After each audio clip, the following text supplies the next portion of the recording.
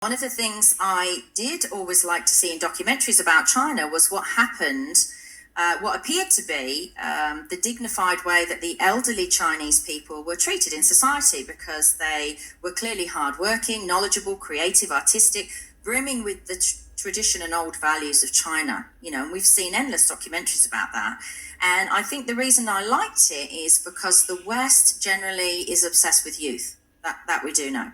And China seemed to very much value their older citizens. Then, in November 2013, China realized that not only was it an aging population and therefore a financial burden, that they were also lacking in young workers, particularly young workers coming up for all their products in factories that say made in China, which we all seem to love.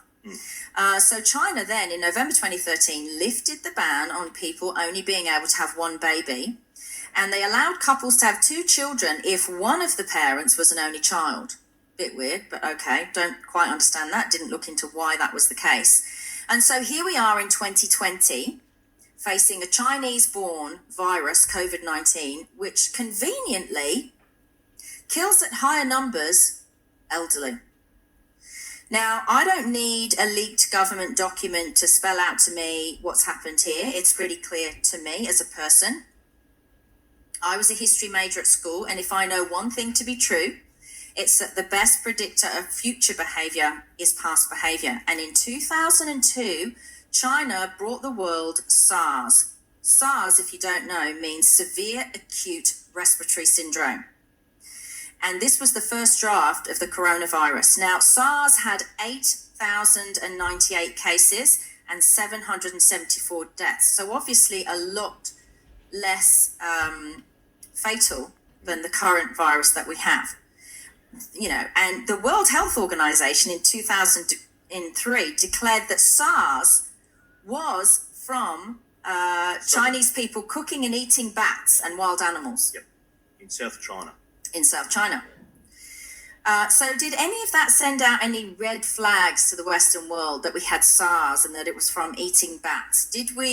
Did any Western governments think about restricting travel or worrying about food hygiene habits or eating habits of the Chinese moving forward after SARS? No. Why do you think that is? We know why that is, don't we?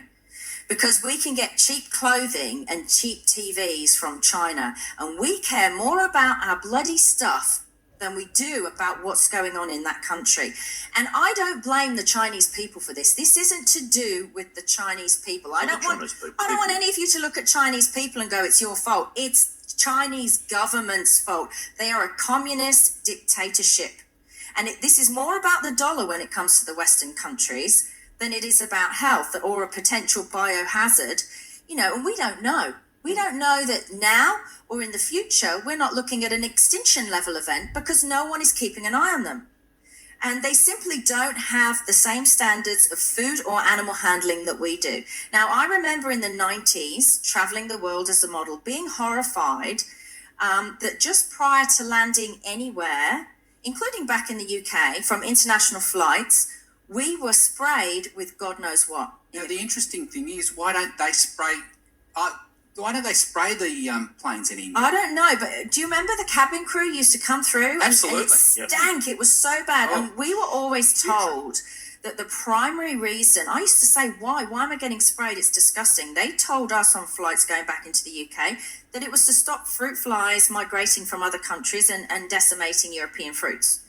But frankly, it could have been anything. Like, how do we know?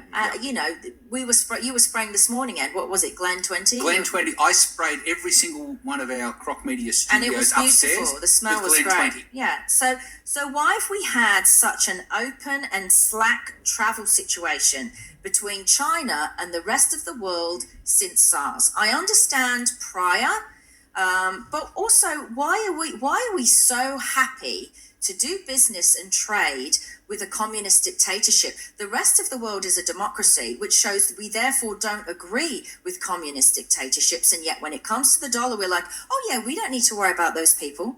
And why hasn't the World Health Organization, been watching more closely to see if they've cleaned up their act in China since SARS? Clearly they haven't. Did they have the World Health Organization, have they got watchdogs there in China now? Well, I think we'd like to think they do, but I don't think they're allowed in. And when it comes to COVID-19, early in December 2019, they knew about this, the 1st of December, and they decided to hide it from the rest of the world and keep letting people jump on planes until the end of December, December 30th. They let us go through Christmas and all the travel that comes with that. And they didn't tell anyone. And they are a deceitful liar for doing that. They did not tell us. They don't deserve trade with the Western world. They are making money from the people they clearly cared nothing about in the West. If they cared about us, they would have told us. They're literally like a rabid dog that's bitten off the hand that's fed it. That's what's happened here. And I will be doing all I can to ensure that I never buy Chinese again.